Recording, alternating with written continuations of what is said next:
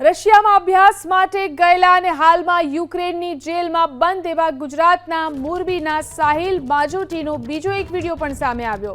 આ વિડીયોમાં સોહેલ પોતાની સાથે બનેલી આપવીતી વર્ણવી અને આટલું જ નહીં, વિડીયો જાહેર કરીને અભ્યાસ માટે રશિયા જતા વિદ્યાર્થીઓને પણ ચેતવ્યા। સાહિલ બાજેટીનો આરોપ છે કે તે રશિયા અભ્યાસ માટે ગયો હતો। એક કુરિયર કંપનીમાં પાર્ટ ટાઈમ નોકરી કરતો હતો। એક દિવસ રશિયન પોલીસે તેને પકડ્યો અને ડ્રગ્સના ખોટા કેસમાં ફસાવ્યો। જ્યારે તેણે પોતાના દસ્તાવેજો બતાવ્યા ત્યારે રશિયન સેનામાં ભરતી થવાની શરતે તેને મુક્ત કરવાની વાત કરી। મજબૂર થઈ તેને રશિયન કરાર સ્વીકારવો પડ્યો અને પછી 15 દિવસની તાલીમ પછી રશિયન સેનાએ તેને બોર્ડર પર મોકલી દીધો। સાહિલે જણાવ્યું કે બોર્ડર પર પહોંચતા જ તેને યુક્રેનની સેના સામે આત્મસમર્પણ કરી દીધું અને તેને પોતાની આપવીતી સંભળાવી। યુક્રેનની સેનાએ તેને વિડીયો બનાવી અને ભારત સરકાર તેમજ ગુજરાતમાં તેની માતાને મોકલવા કહ્યું। સાથે જ આ મેસેજ આપવા કહ્યું કે ભારતીયો રશિયન સેનાના દબાણમાં આવી અને આર્મી જોઈન ન કરે।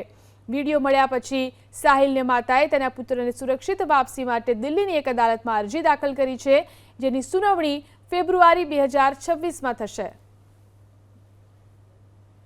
नमस्कार, मेरा नाम माजदी साहिल मोहम्मद हुसैन है। मैं गुजरात राज्य से हूँ, मोरबी सिटी से।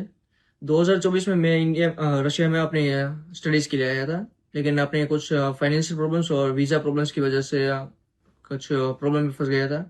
तो इसलिए रशिया में कुछ लोगों के कॉन्टेक्ट में आने की वजह से ड्रग केस में फंस गया हूँ और मुझे यहाँ पर पुलिस, वेस्टर्न गवर्नमेंट और पुलिस की वजह से 7 सालों की जेल हुई थी as a narcotic criminal case में।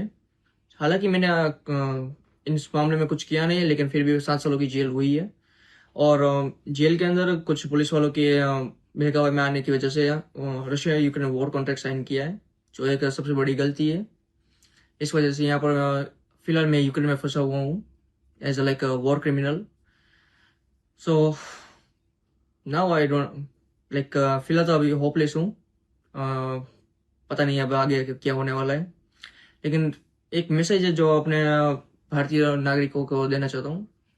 जो कोई स्टूडेंट रशिया में आ रहा है अपनी हाई स्टडीज़ के लिए या फिर वर्क के लिए, बी केयरफुल, बिकॉज यहाँ पर बहुत सारे स्कैमर्स है, बहुत सारे like criminal cases, like narcotic cases and another illegal cases बहुत सारे हैं।